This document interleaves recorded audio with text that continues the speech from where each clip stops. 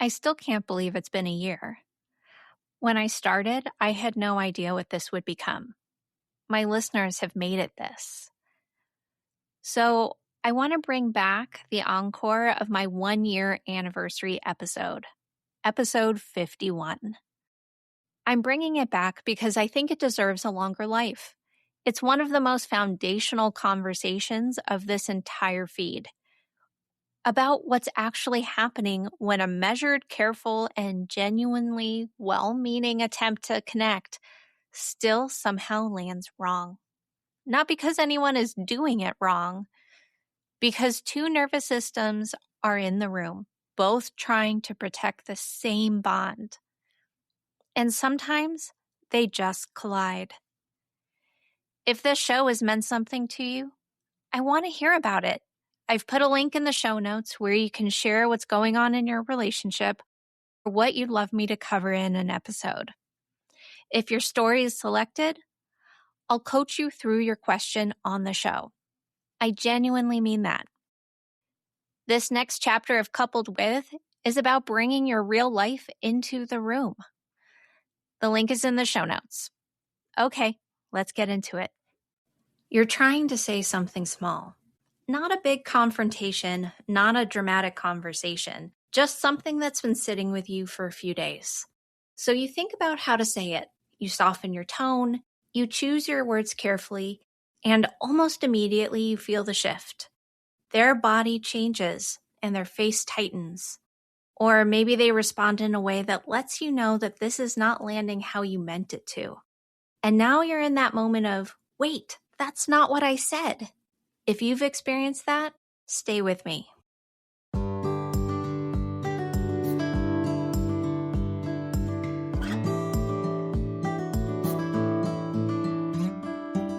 You're listening to Coupled With, the podcast that helps you take the guesswork out of feeling seen, heard, and valued in your relationship.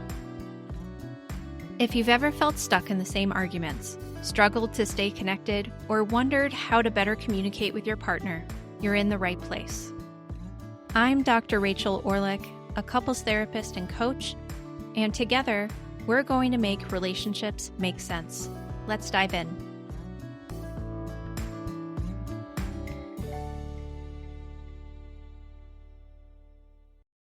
What usually happens next is you try to fix it. You clarify, you explain, you walk it back a little, and maybe soften it even more. And somehow it keeps getting worse. You can feel yourself working harder to be understood, while at the same time feeling less and less understood. And there's a very specific kind of frustration in that. Because from your side, you're not attacking, you're trying to connect. You're trying to name something real without blowing things up. And it still turns into something tense, something that leaves both of you just slightly off. There's a moment in these interactions where it starts to feel like either you've completely lost your ability to communicate or your partner is hearing something that simply isn't there. And most of us land on one of those explanations. Either I'm saying this wrong or they're just too sensitive, they're hearing something wrong. And what if neither of those is actually the full story? What if something else is happening in that split second where your words leave your mouth and land on the other side? Because that moment isn't neutral.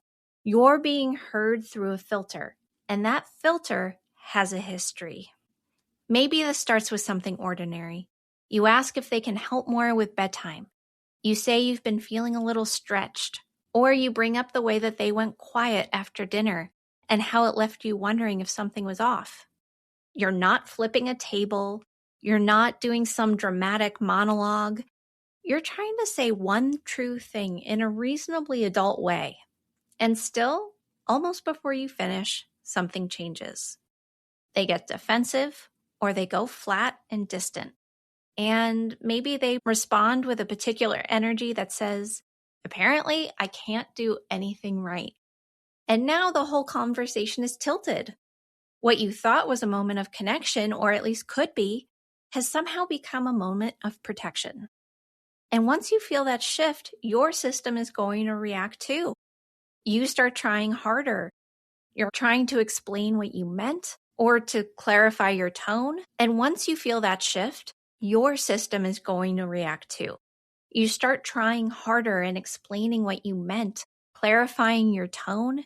You add context you didn't think you were going to need before. And you start reaching for precision like it's going to save you, as if the perfect sentence is hiding somewhere but just out of reach.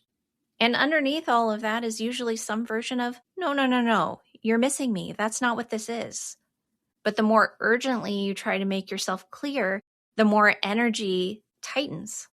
Not because you're being cruel, because you're frustrated, because you can feel the conversation slipping away from the thing you are actually trying to talk about. Meanwhile, on the other side, your partner may not be hearing a measured concern. They may be hearing disappointment, disapproval, the suggestion that they have failed again in some familiar way. So even if your words are relatively calm, their system may already be bracing. And once that bracing starts, people do what humans do when connection feels even a little bit uncertain. They defend, shut down, explain, pull back, even if they're sitting right there in front of you. So now both of you are having two different conversations at the same time. One is the actual topic. The other is the meaning each of your systems is assigning to that moment. And most of the time, that second conversation is the one that's running the show. What makes this pattern so maddening is that both people usually feel misread. You feel like, I'm trying to bring this up carefully and gently, and somehow I'm the bad guy? And they feel like I'm being told I'm failing before I even get a chance to respond. So the room fills up with intention on one side and impact on the other, and neither one really feels acknowledged. That's the loop.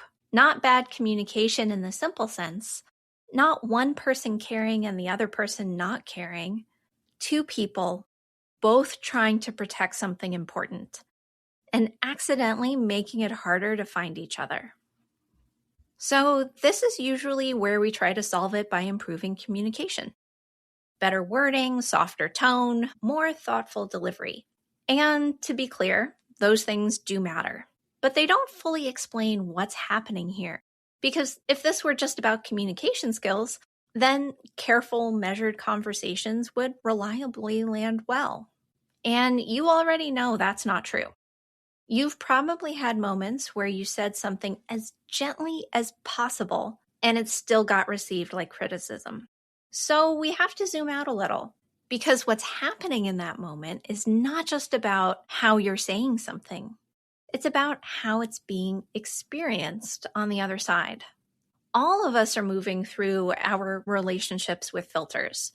Not the kind you can consciously turn on and off, but emotional filters that were built over time through past relationships, early attachment experiences, moments where connection felt uncertain, and times where getting something wrong had a cost. And those experiences shape what your system listens for.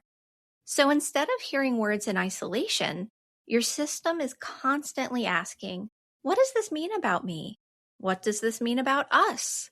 And it answers those questions very quickly, which means your partner isn't just hearing what you said, they're hearing it through what their system has learned to expect, what they get scared of.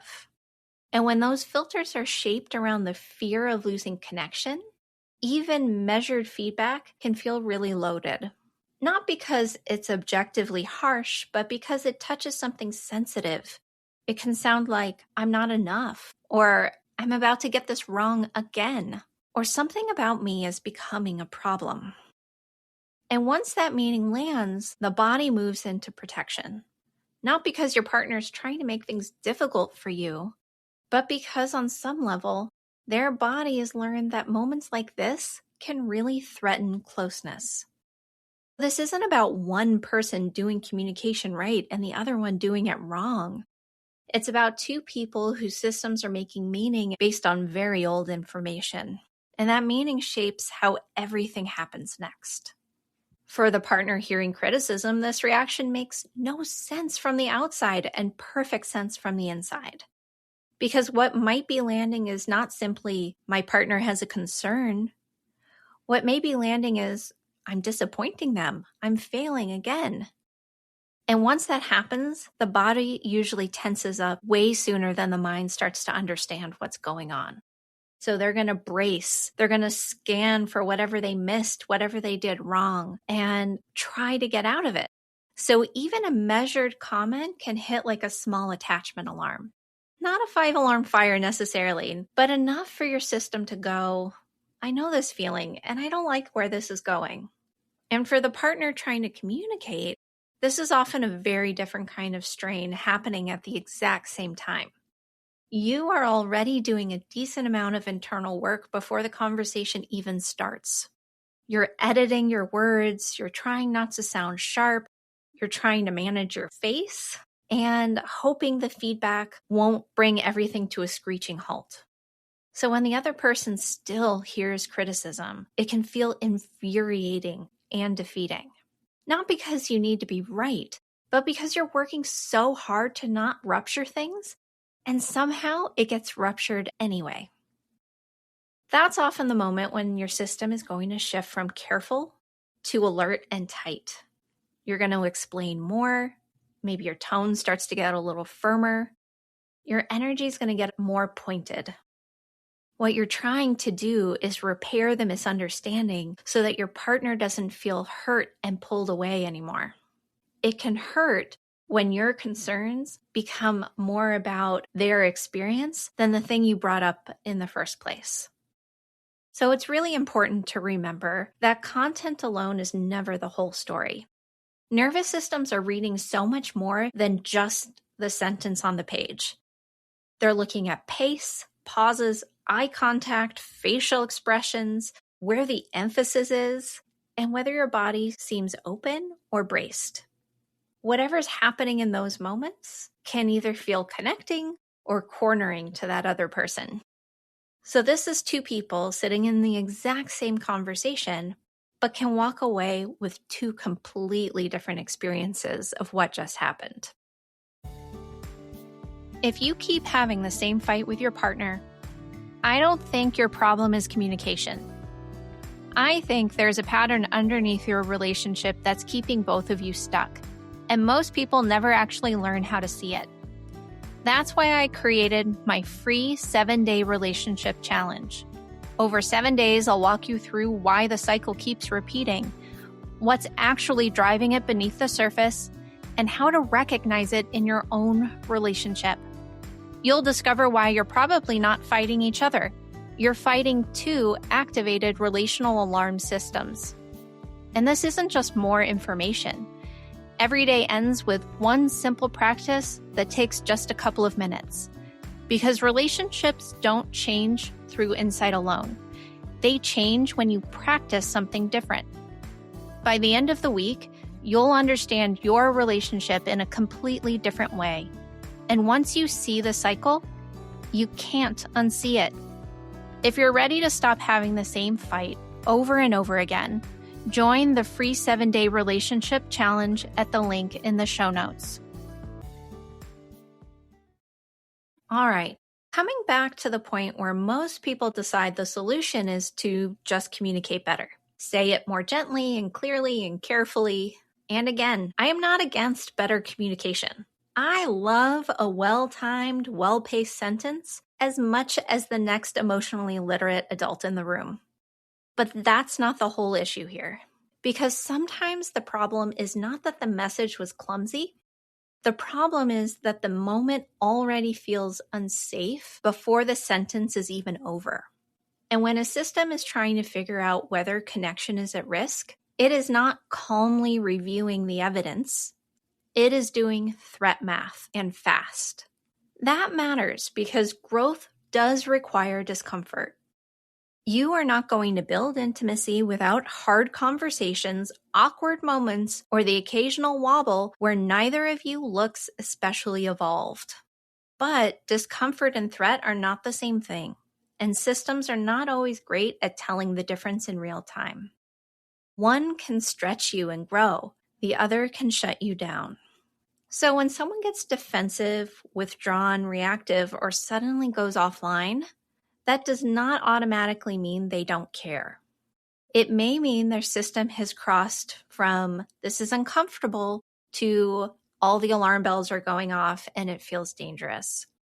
And to be fair, sometimes the person bringing the concern has crossed over that line too.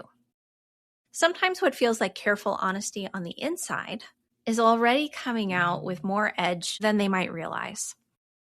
That does not make them the villain, it makes them human, of which there is currently no cure. This is why simplistic takes don't hold here. Not one of you is too sensitive and not the other one just needs to communicate better. The reality that both people may be trying to protect the relationship at the same time and doing it in really different ways that actually collide is much more likely. One is trying to bring something forward without causing disconnection. In fact, they're hoping to strengthen the connection. And the other is trying to defend against the possibility that disconnection is already happening. It's the same bond, the same fear, and different strategies to ultimately protect the relationship. So if that's what's happening, the question becomes, what do you actually do in that moment? Because the instinct is usually to explain more and to be clearer.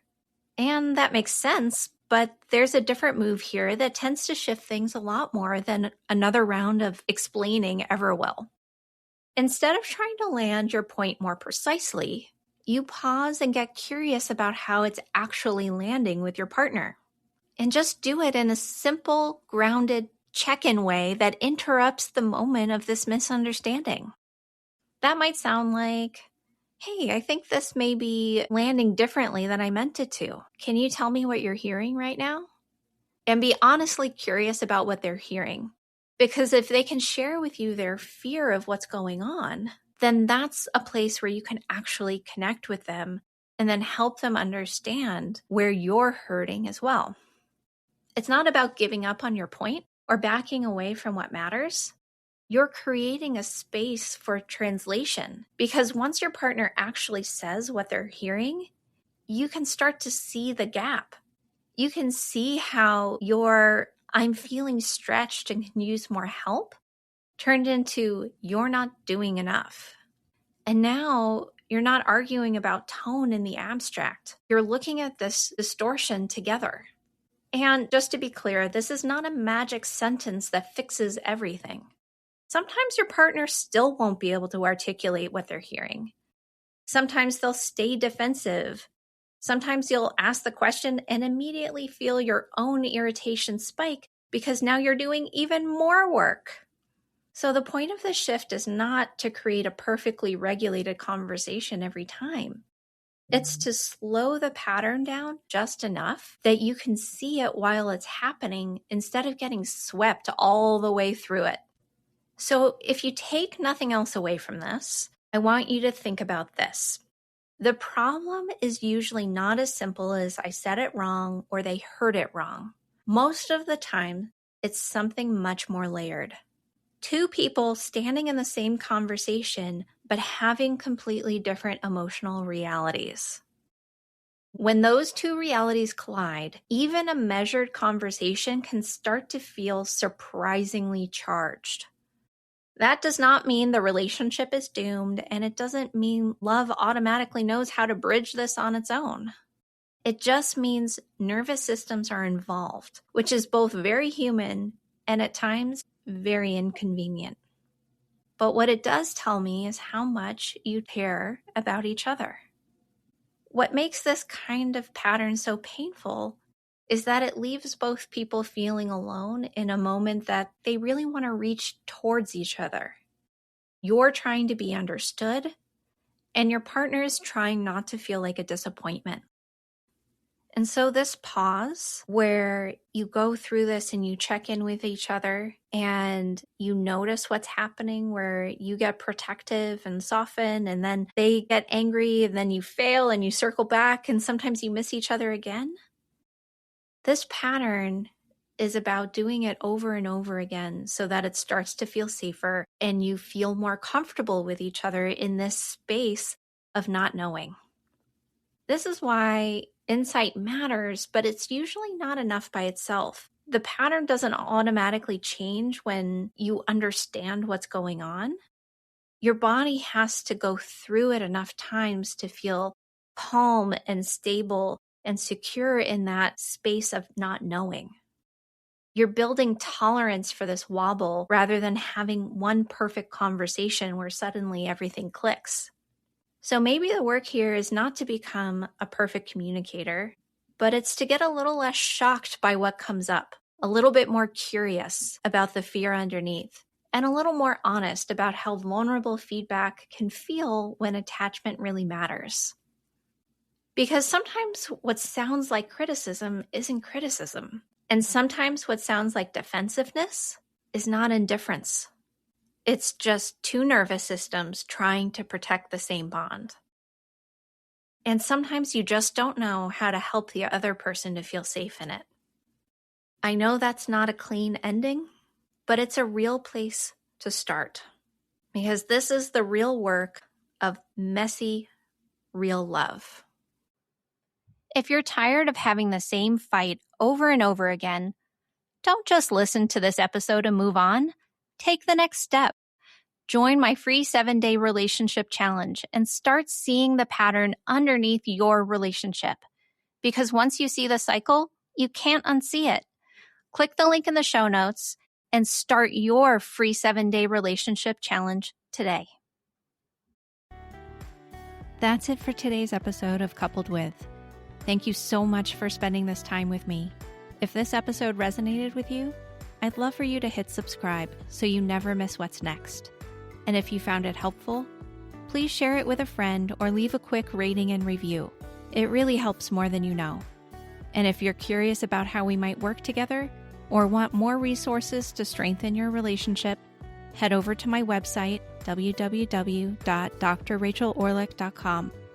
You'll find free tools, podcast extras, and ways to go deeper. Thanks again for listening, and I'll see you next time.